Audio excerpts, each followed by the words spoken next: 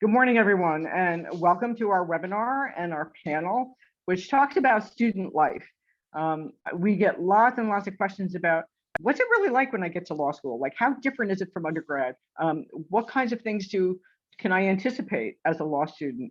What's it like in the classroom? And the conversations that go on in the classroom, how different is it really from undergrad or anything else that I have experienced? And so our panel today, we have three students. One is a 2L, one is a 3L, and one is an evening student. And they're going to talk a little bit. I'm going to have them introduce themselves and have them talk a little bit about their background, where they went to college, their major, what they may have done before they came to law school, and then a little bit about some of the things that they've experienced once they have gotten here. So Mallory, why don't you go first? Sure. Hi, everyone. My name is Mallory Iceberg. I'm a 2L at the Rutgers Law School Newark campus. I'm originally from South Dakota, born and raised, but I went to the East Coast to attend Yale College for undergrad. And I studied anthropology and Latin American studies, so I had no plans to do law school until pretty late in my undergraduate career. And then after graduating, I took a little bit of time off. So I took 3 years. I worked in some higher education planning. I then worked in tax for a year. And then I also did an AmeriCorps service year where I worked as a paralegal. So I've done a little bit of everything. And now that I'm at the law school, I'm involved as a co-president for the Immigrant Rights Collective. I am involved in the National Lawyers Guild. I'm also a part of a directed practicum with the Immigrant Rights Clinic. And I'm in a journal, which is Race in the Law Review. I'm probably forgetting some of the things I'm involved in, but I'm sure it'll come out. Okay, great. Thank you, Mallory. Walter, go ahead. You're next. Good afternoon, everyone. My name is Walter Tencio. I'm the 3L here. I was born and raised in Jersey. I went to undergrad at Rutgers, New Brunswick, got a political science major as well as a political science or philosophy minor. So law school was kind of always in the cards. That was the end game. Ended up at Rutgers in Newark. It was awesome. From day one, it's been great. Some of the things I do, I'm part of MSP, which is the Minority Student Program here at Rutgers. We could talk a little bit more about them later, but they've been great. I was the past co-president of ALAS, which is the Association of Latin American Law Students. That is also another infinity group that we have here at Rutgers. That one's been, awesome. We hold a big event, kind of raise money for Latinos around the country, but we try to focus a little bit more on Newark, New Jersey. I'm also on the Rutgers Business Law Review. I was the symposium editor this past year, so that was really fun. And just like Mallory said, been part of a lot of things, so I can't really think of the others, but it's been a great experience overall. Great. And Chris, you're next. Go ahead. Unmute yourself, Chris. Sorry about that, everyone. My name is Chris Phillips. I'm a evening student. I think I'm a 2LE at Rutgers Law School right now in Newark. I actually grew up in Newark.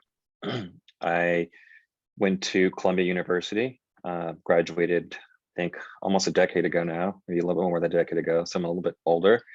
I can help you if you have any questions about being an older student, being an evening student. I went to grad school in between. I went to a SPA here at Rutgers, Newark, studying, got my master's in public administration. I worked at a few nonprofits, and I've worked at law firms for a very long time now. So I have a mix of nonprofit and legal experience. And law school was sort of in the cards, but I thought I wouldn't go, but I ended up back here, and I think that's what happens sometimes. You just end up where you were going to be at the beginning anyway. So yeah, if you have any questions about evening perspective, I could definitely help you out there. Great, thanks, Chris. Chris and I had a long conversation, and I think I twisted his arm and told him that now is the time, you need to come. And so here he is. So for all of you who are out there, you can put questions in the Q&A or questions in the chat, and we will monitor both of those and bring them into the conversation or answer them privately if that's more appropriate. So Mallory, you started last year when it was a lockdown, and you were in South Dakota and attending law school on Zoom. So how different has it been now that you're we're all back in the building and what kind of changes. I think some of them are obvious, but talk a little bit about your experience like on that. Sure. So I attended my first year of law school from the comfort of my home in South Dakota. And so moving out to Jersey was pretty different for this new semester, or this new academic year, rather. And I actually really appreciated the way that Rutgers approached COVID-19. I think that they were cautious, and they allowed people to continue to be remote or hybrid. And so even this semester, not all of my classes are in person, but for extracurriculars, I'm able to come in a lot. And I think that that allows people to kind of proceed at their own pace. I know a lot of us are really sick of Zoom calls and really like cooped up, but it's allowed people to come in when they feel comfortable. And for certain professors who are amazing, but unable to comfortably teach in person, to continue their teaching via Zoom. So I think it's an adjustment to learn completely remotely versus learning in person again. But I felt supported, and it's been so nice to meet people that I've known so well via Zoom calls in person. I think part of what's been interesting with going to school on Zoom and then coming in person is that we do realize how we miss that personal connection that we've had with people. And yeah, it was much easier sitting at home in your pajamas and going to school, but being in a classroom where you have that conversation going on among people, I think has been is really important, especially in the first year. Walter, maybe you can speak to that as you're a third year student. So you've had both. You've been in person and you've been on Zoom. So go ahead, Walter. Yeah, it's definitely been a ride. You know, you come in, you're a 1L, you're very new to the building. You kind of are trying to get associated. You see all these new faces. Bam, pandemic happened once you start getting comfortable. So you're at home. And then now we're finally back in person a little bit more, but it's like, I never got to meet the 1Ls or the 2Ls. So I still feel like I'm that new student sometimes walking around, but you know, it was tough. But Rutgers did handle it very well, I believe. To talk about a little bit more of the in-person 1L, it was more kind of put your head down. You know, it's very typical, get your work done, sit in the library, but you kind of form this bond with people. And I understand they did this over Zoom, but when you're in person with like other people that are also entrenched in all the work and the pressure of law school, there's like a comfort in that. And that kind of pushes you, if you find the correct friend group or whatever people you study with. That was a big part of why I succeeded in my 1L. And then going hybrid was very tough. But another thing about law students and just the professionals of law is that we just adapt kind of to any situation. And you'll see, you know, work from home and just doing virtual isn't going away. A lot of law firms and other companies are maybe not 100%, but they're definitely implementing it. Like where I'm going after graduation, they're going to keep work from home kind of on the table for people that still aren't comfortable. So it's a great option to have. And it's something that we all should better ourselves in doing. You know, set up a productive space at home was definitely something that helped me do it. Just kind of finding that balance between the two is very important. Because I love working in person. That's where I strive better. I'm a very, you know, people person, but we all have to work on, you know, kind of making this work. Great, thank you, Walter. Chris, I've got a couple of questions from an evening student asking about how to manage that life-work balance. I don't think I've ever been able to manage it, especially when we were home. It's like work just blended into the rest of my life. But talk a little bit about your experience as an evening student and how you've managed to put all that together. For sure. I think there might have been two questions kind of asking about that experience. And I think at first it's scary. And I think even applying to law school and before you get to your first semester, it's, you know, this is somewhat of a non-traditional experience. Will I have the time? Will I be able to keep up? And I think the amazing thing about coming here is you're very well supported, and I think you're not alone. So the best part I think about starting, whether it's orientation or the first classes, was having that support system with the staff, the faculty, and the other students. I think when you realize there's other people like you in your situation, you develop strategies on how to figure it out. You see what works for you best. You get the study groups together. You find strategies and you share tips and outlines. And it's a bit tough, but I think if you're disciplined and you set a schedule for yourself, I think you can make it work. And I think it's much scarier than the actual thing. Once you get to that first semester, you realize, wow, actually, there's a reason I got in. There's a reason that I'm here, and it's because I can do it. And I think a lot of what happens, especially people who are in the evening program and, you know, they're working full-time jobs, they may have families and other outside responsibilities, and now you're fitting law school into this. Our evening program is a hybrid program. So the first 3 weeks you are in person, Monday through Thursday, starting at 6 o'clock at night. And 2 of those nights you'll get done a little bit later. And then after that, it becomes Monday and Tuesday in person. Wednesday and Thursday are remote, not hybrid, it's remote. But you still have to check in at 6 o'clock and be there for class. So you can't just say, oh, I'll just do it later. Part of what's really important in law school is being in that classroom setting, especially as first year, and being part of that conversation that is going on in the classroom. You can't just check out and decide not to attend because every class builds on every other class. So for evening students, and actually for everyone, for day students and evening students, your family may have really depended on you for a period of time. You were the person who, the go-to person. Oh, Mallory can take care of this and Walter can take care of that. And I don't have to worry about, you know, Chris can drive so-and-so to the grocery store. That all has to change when you're in law school. I hate to say that, but you need to pull your family around the table and say, look, I'm doing this because it's going to lift me up. It's going to lift you up. And there is a purpose 3 years down the road for why I need to make the sacrifices I need to make. And you now need to help me. I think that's a very important part of being successful in law school.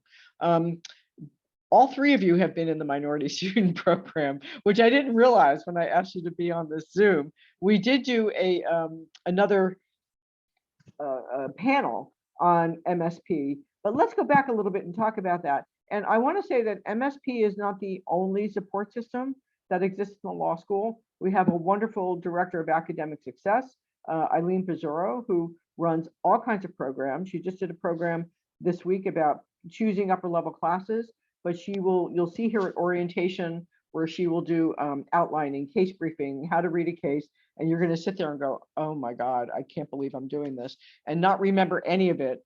And then she brings all those subjects back a couple of weeks into law school so that you can go back and refresh yourself and say, okay, I'm on the right track. I know what I'm doing. But let's go and talk a little bit about MSP. Mallory, do you want to talk about it a little bit? Sure. I did notice a question in the chat that referenced kind of what brought us to Rutgers in particular. So just for me personally, MSP was an important part of that. I spent a couple years out of school. I'm from like a small Native American community in South Dakota, and I don't have any family members really to help guide me through the process. And as Chris mentioned, I was really worried about being able to succeed in law school, even though I'd been successful in undergrad. And I think that those insecurities or fears are very human and normal, and hopefully they go away or you're able to get support for those things. But for me, MSP was part of that. I knew that I needed that support, and so I was very appreciative of it. And I met some of my best friends, like the people I message every single day, the people who were doing Zoom study groups with me, the people that I feel I align most with politically, personally, emotionally, those people I met day one in MSP, even though it was virtual. So for me, I'm so grateful for the program, and it's meant a lot for my success here at law school. Great, thank you. There was another question about evening again. So Chris, I'm going to go back to you, and then Walter, I've got some questions for you. They were asking about how many pages and hours it takes for you to prepare for school and the consistency of the workload, like are some weeks lighter than others? And if our professors understanding if something comes up and at work and you may have to miss class. So why don't you elaborate on that a little bit? Yeah, so it really depends on the professor and the course, I think, as far as the week to week. Um, but I think something I need to mention before, and something that you'll learn, whether it's just regular orientation or MSP, is that you have to have a real talk with all of your friends and all of your family, and your schedule is going to be different, especially for the evening crew, because you might think, oh, well, I can just, I can do this reading next week, or these 2 weeks I'll take it light and I'll catch up. It just doesn't work that way. You really have to stay on top of things. You have to be disciplined. So for example, my work day at some point was, 8 to 8, 8 to 9, and you do have some time for yourself. So maybe like a Friday night or a Saturday night, you can set aside time for yourself and your family or whatever you need to do. But you do need to spend hours each week reading and preparing and outlining. And you'll have people with you to kind of help guide you through that and support you and to be struggling with you. Consistency of the workload. I think it doesn't, I don't think it goes from week to week. I think maybe you'll see it as like semester to semester. I think you start to develop a flow after your first two as an evening student. You get into your groove and you realize that this is how I know how I work. This is what works best for me. So another student might just have each hour of their day kind of written out, and you might say that doesn't work for me. I'm more, I go with the flow, but I just have a strict week by week versus hour by hour schedule. So you'll figure out what works for you. Professors can be accommodating, but at the same time, I think you have to be sort of on top of things, and there's only a certain number of excuses you may have in terms of missing courses. So I just be honest with yourself and with your professor before you start. Yeah, and I think missing class just puts you behind right from the get-go. You have to have that conversation. Evening students who are on and are working and expect that they have to leave their office at 5 o'clock and they can't do something that's handed to them at 4. You need that serious conversation with your employer and say, this is important for me. I do have to be out of the office at this hour so I can make it into class. And I think those 2 extra days of being remote gives you a little bit more flexibility. Like you're not rushing to get into the building and rushing to get to Newark or wherever you might be coming from. And that may help you be a little bit calmer. There was a question about whether there are hybrid courses first year besides evening, and the answer is no. All of the day classes are absolutely in person. We have been in person since the fall. The regulations right now are that we just got an email this Monday that masks do not have to be worn in the public areas. However, masks still have to be worn in the classrooms, and there's no eating or drinking in the classroom because they're a little bit tighter confines. Whereas outside in the atrium, it's much more open and there's a better flow of air through the building. Rutgers has been really, really, really cautious. And thankfully for that, we have not had any major outbreaks of COVID at the law school. We all feel pretty protected. All of the faculty, staff, and students have to show that they have been vaccinated and boosted. You can ask for an exemption, and if you qualify, then you need to have a COVID test once a week. So there's lots of information up on the admitted students webpage about the COVID regulations. And certainly we're only in April. By the time classes start in August, and classes start the 3rd week in August with orientation before that, things may change again. So we're in a very fluid kind of atmosphere. Walter also works in the career development office as a student counselor. So there are some questions about our alumni network and also about internships that I think maybe you'll be able to answer that pretty well. So go ahead, Walter. Yeah, of course. So like you mentioned, we started a new program this year. So as a 3L, our career office kind of hired a student to kind of meet the connection and meet the needs of maybe people didn't want to go to counselors directly. They had quick questions. Maybe they felt more comfortable talking to a student. That's kind of where our role fits in. But our alumni associations are really amazing, especially here in Jersey. We are centralized right in Newark. We have roots everywhere, not even just Jersey, but all across the world. That's kind of the Rutgers name. It carries weight. Rutgers is known for pushing out hardworking students, and a lot of law firms or public interest groups know that. So they definitely are reaching out and trying to hire Rutgers kids directly.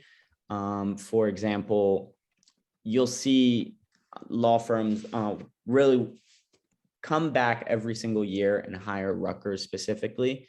For example, Reed Smith, every year they try and get 2 to 3 people. That's where I'll end up be going. That's why I mentioned that. They just have a really deep pool of Rutgers people, especially in their Princeton office where I'm going and their New York office. So the New York City is right across the market, or right across the water. So we have really big ties with that market. So you'll be happy with our alumni relations. But the caveat to that is networking is huge. And that's going to be on you as an individual to kind of put yourself out there. The career development office, MSP program, the student affinity groups, all the other affinity groups that we have on campus, they put out all these events throughout the year where, for example, if you're part of the entertainment society, they're going to set up panels and they'll have attorneys in that field or whatever you want to get into. They'll have them come in, and it's your job to kind of reach out to those attorneys and go to those panels, ask questions, kind of get a business card, show your face, and everything is going to be put into your lap. You just have to kind of make the most of it and really try your best. You're not going to get it fed like a spoon or fed by a spoon, and you're just going to automatically be in with all these alumni. You need to kind of introduce yourself and try and establish connections into whatever market that you do ultimately want to get into. Great, thank you. I think also there was a question about when, you've been involved with our Hispanic Law Students Association. When did you start getting involved with that? And should people do it in their first year?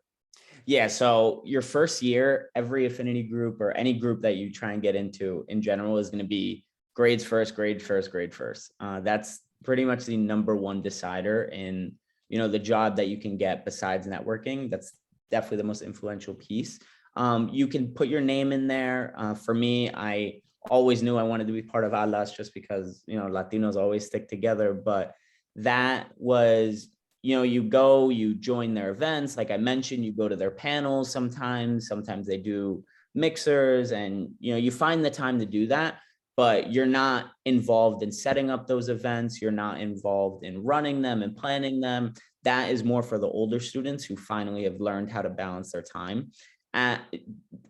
In the beginning, it's just establishing the connection and finding out which student groups you do like. And then ultimately, when you become a 2L, that's when you'll be put onto e-board positions where you finally can make you'll have decision-making power in terms of the sort of events that you want to run, how you're going to open up the pool of that student organization to a bigger market. Your first year, though, it's definitely about the grades. So don't spread yourself too thin. Great, that's good advice for sure. Mallory, you're on a journal, and there was a couple of questions about being on a journal and how do you get onto a journal. So do you want to talk about that a little bit?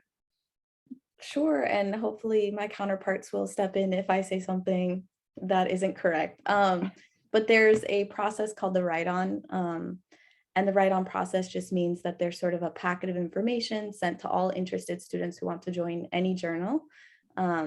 And so you'll have a time set, like a week-long period essentially, to read this packet of information, to write a short essay, like a legal essay.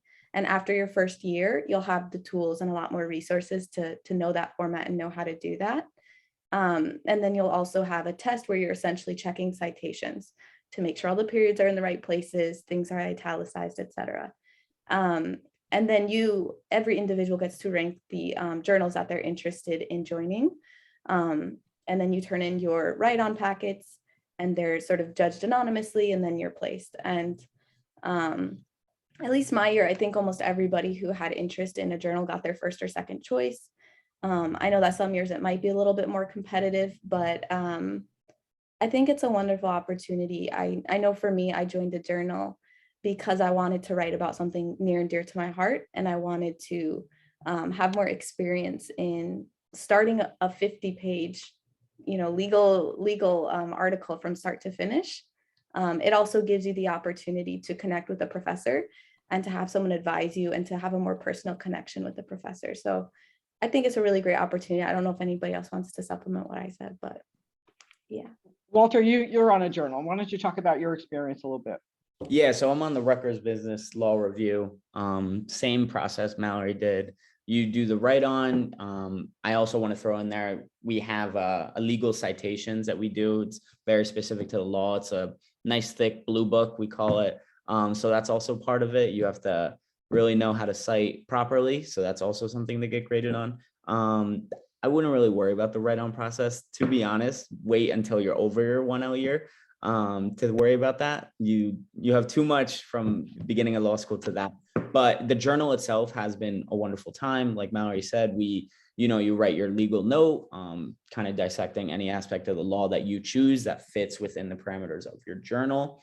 That's mostly your second year, as well as doing, we call it spading, where you correct citations and kind of make sure other note editors, they're properly citing for something that's ultimately going to be published in our journal or another journal.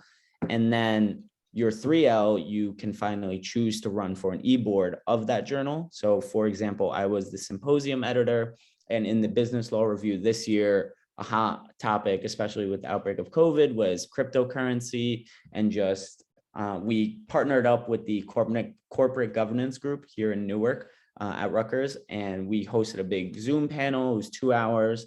Got a lot of attorneys on there, and we just talked about crypto for 2 hours. So if you're into that, we could talk about that another time. But the point is, like, it's just another avenue to put something on your resume and meet new people, especially in a field of interest that you really want to dive into more. So the journal has been great for that.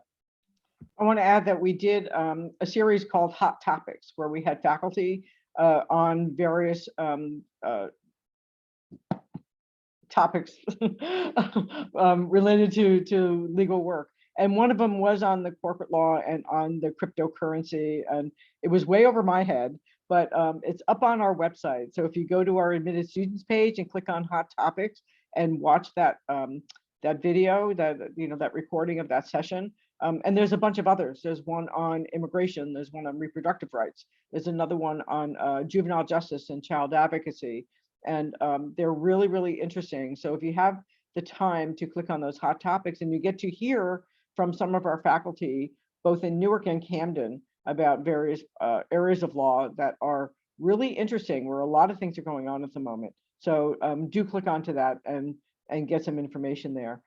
Chris, I'm going to go back to you. There was a question about how can part-time students participate in things like moot court board or internships?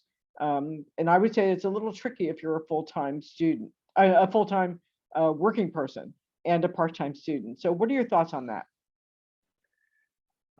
So I think I two sort of main thoughts about that, which is I want to echo what Walter said, which I think is your first year, especially as an evening student. I think you want to just focus on your courses and your grades, and making sure that that's the number one thing for you. And I think it also depends on your schedule and your lifestyle, because everyone's different. We have some part-time students who they don't have a family, they don't necessarily have a strict 9-to-5 schedule.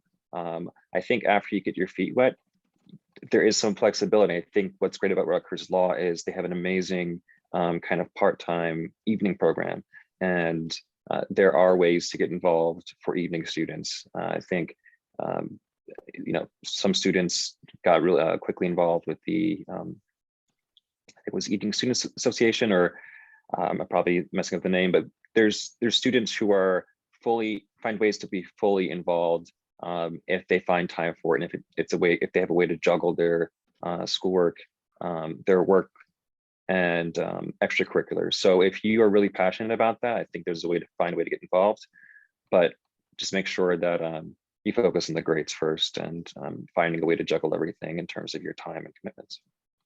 Yeah, on the career development panel that we had yesterday, there was some information in there. We did talk about the challenges that part-time students do face in doing internships and participating in clinics or on some of the other activities.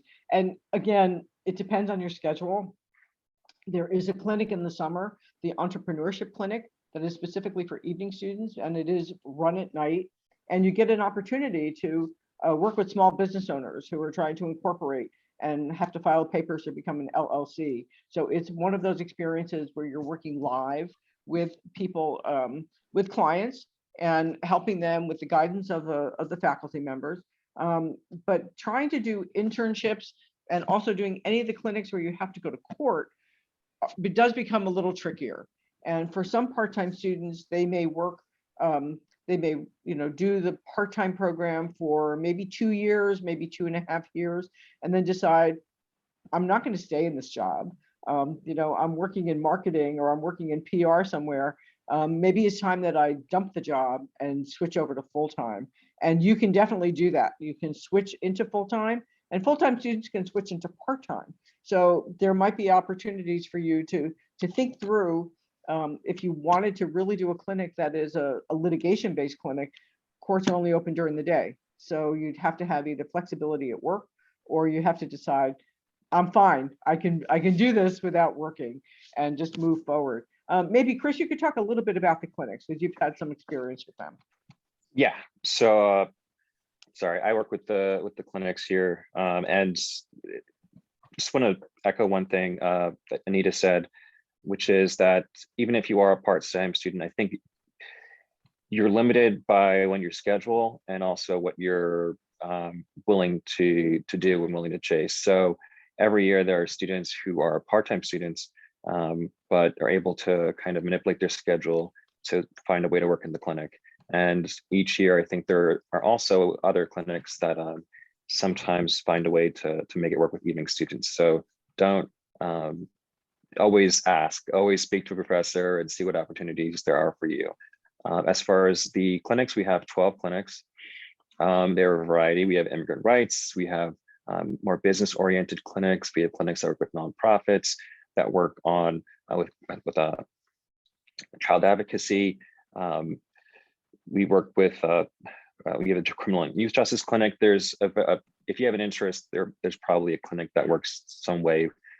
We housing justice clinic, and students are able to work alongside professors with real clients on real cases, and it's a great opportunity. I think it's one of the best aspects of the law school, because it's a way to really get your feet wet in the legal world before you graduate. And the clinic professors are really fantastic and kind of giving you that full experience and kind of looking over your shoulder and being that guide for you. And they're also great in terms of if you just want to reach out. We have an open house every year, so that's a great way to kind of attend and see what they have to offer. The clinic students are usually amazing in that they often share their experiences and how clinics work for them. So I would look up on the website, and when you do start, if you know anyone who's in a clinic, they're usually very willing and open to talking about their experience. Yeah, I think the most interesting thing about the clinics is that in some cases, you will have a case and a client, and you'll see that through to the end of the semester. It may all just wrap itself up. And then there's other cases that go on for years. There was one where there was a wrongfully convicted man in jail, and we partnered up with the Innocence Project in New York and with a law firm, and our students did all of this digging to find out that this person really did not murder his mother as they thought that he did. And so many years later, he was exonerated, but students worked on that case for years, literally. And so sometimes that will happen, where you might be on something where you're learning how to do that intense research and intense digging, and to keep asking the next question to get to that next piece of information. But there's as Chris said, there's a lot of clinics in Newark. There's a number of clinics in Camden. Look it up on the website, and you can get little snippets of what all of them do. It's not something that you're going to do now as a 1L, but second and third year. And I would tell you, don't look to do a clinic your first semester of your second year. Take some of those upper level courses that will kind of give you a grounding and things like evidence and business associations and family law. and then maybe look for a clinic for the spring of your second year or the fall of your third year. I think you'll get a lot more out of it once you've got some of that grounding in some of your basic legal work. Mallory, there was a question that came up and I thought about you. Oh, okay, here we go. They want to know if you feel prepared at the end of your first year to do internships or externships in the summer. So what do you think, Mallory? Maybe not. Well, here's the thing. I don't think anything can like adequately prepare you, and I think that's okay. So I just want to like remind you that it's a 3-year experience, but a lot of attorneying is learned on the job. And employers are understanding of that, especially employers who are accepting 1L interns. So I always found I happened to intern at a law firm, but my experiences were all in nonprofits. And I've done some externships during the school year at nonprofits. So I've found all of the people that I've worked with to be very understanding. I think as long as you exhibit enthusiasm and hard work, and you sort of take pride in what you do and you make effort, employers are going to be understanding that you don't know a lot of what you're doing. They'll provide templates, they'll give you inside tips and tricks, and they'll curate within you the capacity to be more confident in what you're doing. But you don't need to know how to approach it or how to do it. You just need to know how to ask questions, and you need to be willing to ask those questions. And I should mention our legal writing program, which is 5 credits spread out over 2 semesters, gives you a lot of backgrounding in how do you do the research, how do you start writing briefs, how do you work on presenting written materials. If you're working in internships, oftentimes you're like, here's a problem, go research it. And you're going to know how to do that, even though it's like, wow, this is like real. I'm working with a company or working with an organization on behalf of a person. And as Mallory said, asking those questions about, is this the right road that you want me to go down? And not to be afraid to do that. I think one big thing about law school is it's collaborative. You're not working in a vacuum. You're not working by yourself. You will form study groups. You'll work together with other people. And as you become a practicing attorney, you will always be working with someone. It's never going to be a case where you're going to be out there on your own, opening your own office with a shingle and hoping that you'll be able to do it. I think even people who have solo practices also have a circle of friends that they will call and say, I've got this case, let me just talk it out with you. Because there's always a different way that you could go. There's never one particular way that a case can be solved or taken, and there's always many different ways to go. There was another question about parking. There are 3 parking decks right now. Deck 1 though is closed at the moment as they're doing renovations, but decks 2 and 3 are open for students, and then there's some little bit outlier lots, open air lots that are about a half mile away. So you will purchase a parking pass, and I would recommend purchasing the premium pass, which will get you into the decks and that are much closer to the law school. You don't want to be waiting for a shuttle bus or be walking a half mile to get to the law school, and buy it for the whole year. I think parking after 5:30 is actually okay, right? Do you guys park on campus? I was gonna say I used to commute. I take the train. I've parked 5:30. You'll probably be fine, especially in one of the decks. And then since we're just talking about commuting, because I can relate to this a little bit more. I know some people are asking, what's too long? Is 45 minutes a lot? Is an hour 20 a lot? And the only person that knows is you. Some people can't do a 10-minute commute. Some people can't do an hour commute. But I do want to say that 1L takes a lot of time. You're going to be busy. There's no getting around that unless you don't read, which no one recommends to do. So some people, like for me, for example, my 1L year, I took the train. Door to door, it was about an hour. It was 10 minutes for me to drive to the train station. It was about a 30-minute train ride. And then I used to walk from Penn Station to the school. Because for me, that was kind of just like a walk, get some steps in, don't worry about anything besides walking. But I was able to do work on the train. I would listen to classes, or I would just do some light reading. So you really have to understand what you're comfortable with and how much of that time you're just losing out on. Because if you're stuck in traffic for an hour, that's an hour of reading that you're going to have to go home and do, or an hour later that you're going to be in the library. So it's more of a comfort thing. I was told that it shouldn't be more than 45-ish minutes if you can control it, just because an hour and a half a day is a lot of time.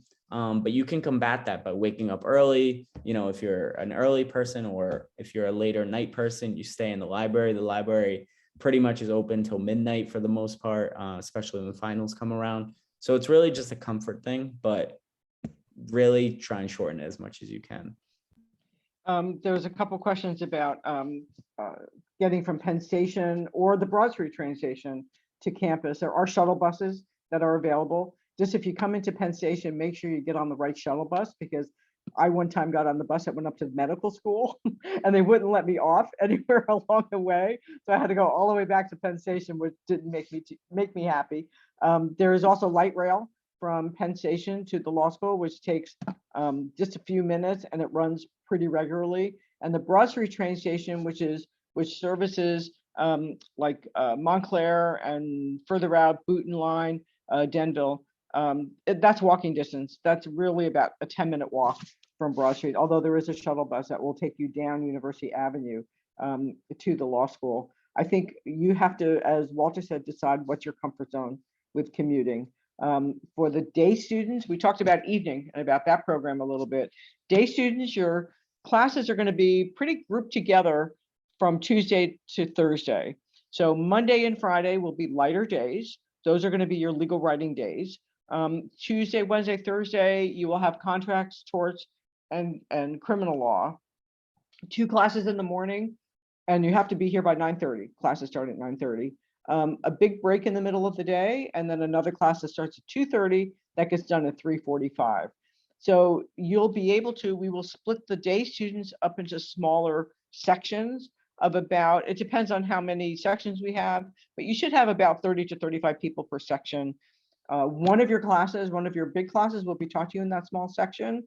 The other classes are usually 2 sections put together, and we mix them up. So if you're section 1, you might have contracts with Professor Chen, just as section 1. And then torts with Professor Gold could be section 1 and section 3 put together in the same class. And then you've got criminal law with Professor Bergelson, could be your section, section 1 and section 5. So that you're going to have a chance eventually to meet everyone that's in your class. Legal writing, your section will be taught by the same professor. So let's say Amy Soled is the professor for section 1. We will split you into a little bit smaller groups, but there'll be times when she'll meet you all together, and there'll be times that she'll meet with you in smaller groups. So the day is really pretty much laid out for you. And that makes life a lot easier, because you can plan your day. When you get to upper level, everything goes wide open. You pick and choose the classes you want. There's very few classes on Fridays. That's a day that people are working on journals or working in clinics or catching up on work that they haven't done, or maybe working on a paper or meeting with professors. So Fridays for upper level students are really catch-up days. But there is a lot, you will have lots of opportunity to talk with faculty, talk with students. We want to make sure that as you progress through those 3 years, and I think Walter can attest to this, the dedication of the staff in career development, making sure that you are trying to follow what you think is a career path that you want, working with lots of other staff in the law school, whether it's the MSP dean, if you've been invited to be in the minority student program, working with our director of academic support, Eileen Pizzurro, working with Dean Sarah Regina, who's our associate dean for student affairs, who's out on maternity leave, but she'll be back by the time you get here. All of that, I think, is important when you're trying to think about law school. There was a question about why did you choose to come to Rutgers? So Mallory, you came from the furthest away, and you're not a New Jersey resident. So you mentioned it briefly in the introduction. So why don't you talk about that a little bit? Because I'm sure you had lots of different kinds of opportunities. Yeah, I knew I did not want to go back to like an Ivy League setting. Just for me, I wanted to be in like more of a community-based school where I felt like my experiences with students might be a little bit more relatable. And I was very drawn to like the legacy of Rutgers. I knew that I wanted to be in this area of the world for all of its opportunities and all of its networks.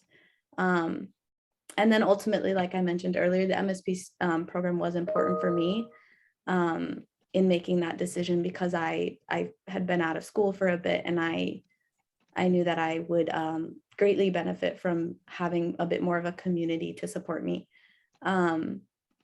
But yeah, I'm happy with my decision. I think that I've gotten what I was hoping to get, which was friends and community members who are politically like-minded, who have like similar visions for the world and for their careers. And so that's a bit about why I chose Rutgers. Okay. Walter, how about you? I'm sure you had other opportunities as well. Yeah, so Rutgers, to be honest, it's the best bang for your buck that you can get. It is a state school. I went to Rutgers, New Brunswick. I'm here now. And, they offered me the most scholarship money, hands down. They're very good at getting you. And really, we didn't mention this yet, but I'm pretty sure out of state students can get in-state tuition super quickly. You just have to kind of fight with the school a little bit, but they definitely try and take care of the students as much as they can. But I was also a part of the MSP program from day one. So just like Mallory said, finding a group of people that I could consider kind of a family. And from what I understand, you don't have to do just the MSP group to do that. All the Rutgers group and the school itself all kind of align with one another. There's no one in my class as a 3L or any of the younger classes that stand out like a sore thumb. We all are very friendly with everyone. We talk, we know everyone by first and last name basis. So it's a very close-knit school, which is more the school that I've always known, and just how I am as a person is something that I wanted to be a part of. So Rutgers, hands down, was a pretty easy decision for me. And just like I said, the connections that you can establish here are very competitive. So just keep that in mind. Thanks. And Chris, I'm sure you could have had other opportunities as well.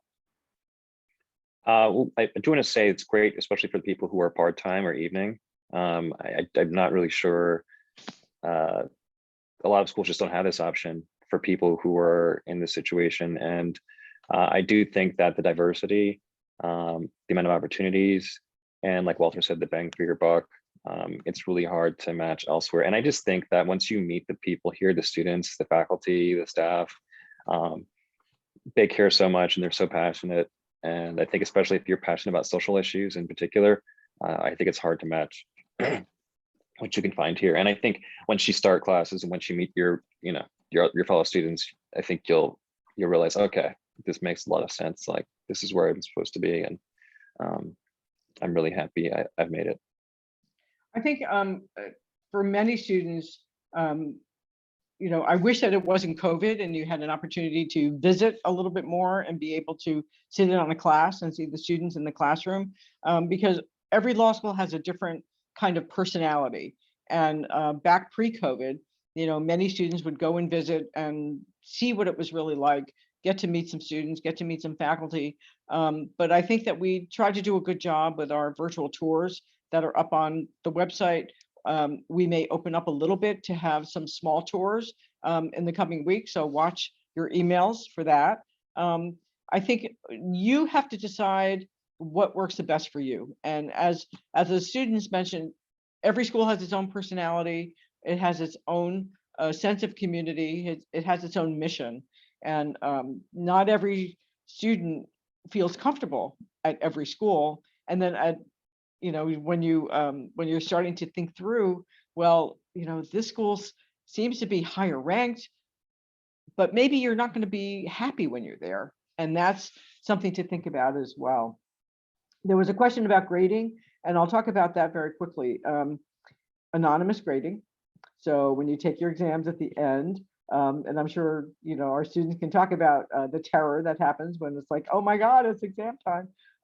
When you take your exams at the end, you have at least 1 hour for every credit. So if you've got a contracts class with 4 credits, you have at least 4 hours on that exam. And sometimes professors can give you a little bit more. In general, they are done all at once. It's not a take home until you get to upper level. There will be more take homes. There might be papers that you will do as opposed to exams. But first year, it's anonymous grading, and it's all done by sitting down and doing that exam at the time period that it's required. You have to have a laptop. Exams are only done on laptops. We had a proctor system when we were not in the building, but now everyone is back in the building. So I think, Chris might know this better than I do. I think exams are now done in person, correct, Chris? Do you know? Yep. Okay. I mean, yeah. So people had to come into the building to take their exams in the fall. The grading curve is for first year is about a 3.0, a little bit above, a little bit below. So there's that nice bell curve. And the reason why we have a grading curve is to even out, make sure that everyone's on a level playing field. Because if one professor is a very easy grader and another professor is a very hard grader, we want to make sure that all the first year students are working on the same playing field. So the professors have to stay within that curve. Upper level, the curve changes a lot. And I can't begin to tell you how different it is upper level. Some courses have no curve applied to them. Some of them do have a curve depending on their size.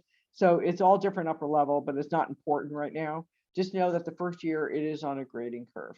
And we also do not rank students at the end of the first year. Students do not get ranked until graduation. And that's for Latin honors, cum laude, magna, etc., or for order of the coif. And I think because of that, it kind of takes that little bit of the edge off of the competition that you might be facing in law school. So we're almost at the end. So I'm going to ask our students to give their last words of advice. So Mallory, you get to go first. Last words of advice. I will just answer one of the last questions briefly then. Okay. Oh, okay. Go ahead. I just feel bad that they don't get answers. I live in Harrison/Kearney area. It's pretty cool. And you can walk to campus. So I think Anusha asked a question. But feel free to connect with the school. And if you're trying to speak with some students about where to live, law school is quite a transition for everybody. And so I guess I would just recommend that everyone not be afraid to put themselves out there, be their authentic selves, try to make good relationships with people, not for the sake of networking, but just for the sake of having community. And I think a lot of amazing things will follow you in this journey during law school. And I wish you all the best of luck. Great. Thanks, Mallory. Walter, go ahead. Yeah, so I don't know how many people in here are going straight through. That's what I did. I went right from undergrad right here. So I'm still a baby, 25 years old. But my advice is, before law school, I saw a few questions, should I read anything? How do I get prepared? The only ways to get prepared, especially if you were like me, is to not worry about law school until you get in. Once you get that acceptance letter and everything is finalized, you should enjoy your summer, hang out with friends, hang out with family, whatever that means, because you're not going to have the same leisurely time that you have before school. So you're prepared. If you got accepted to the school, you don't need to prepare anymore. The only thing I would prepare, if this is how I like to wake up early. So the only way I had to prepare was getting my body used to waking up early again, because summer, you have fun usually late at night. We don't have to divulge more in that, but have your fun over the summer. But then when you come to school, be ready to be focused 100%, because your law school career and your career after law school is all dependent on the choices you make and the work that you put in. Law school is very grade dependent. There's these curves and all that. But at the end of the day, if you want to get an A, you have to put in the work and stay organized and stay on top of all your assignments. So that's really your best bet, is to just be ready to work when you get here. Chris, your last words of advice. For sure. And I think I'll give some advice for the evening students. One, don't doubt yourself. You can do it. I think a lot of students, they get really nervous. They start doubting themselves, from whether it's before you start or all the way to exam time. You are here for a reason. You can do it. I think for people who are older and who are evening students, clear your schedule as much as possible so that you can establish a new one when you start. Because I think if you, it's not, you're prepared for it, but I think you're also not prepared for it. So I think listen to everything you hear during orientation because people are speaking from experience and they know what they're talking about. And lastly, as far as neighborhoods, I lived in the Ironbound before, and I know some other law students who live there. It's a great neighborhood. So if you're coming to the Newark campus, I think give that a look. I would recommend it, and it's really close to campus. So you all can do this. Good luck, and thanks for coming. And just two things about what, there was one question about connecting with out-of-state alumni, and our career development office can help you with that. If you're coming to Rutgers Newark, but you want to go back to Nebraska or wherever to practice, make sure that you have a conversation with our career development office. They will help you connect with alumni in those different areas and start to help you make those network connections. Our alumni are all over the country. There's a big group of them in the Chicago, Dallas, Florida, California, LA, LA, San Francisco, DC, up to Boston, and Minneapolis. I have people in Minneapolis. I have them really all over. So if you are coming from outside of the state and want to go back home when you're done, you will definitely be able to do that. Please feel free to email me if there's questions that we didn't get to. I'm really glad that you all joined in today. This will be up on our website in about a day or so. And thank you to the 3 students who were on the call. And we really appreciate everything that you have shared with our students. So thank you, everyone. So long.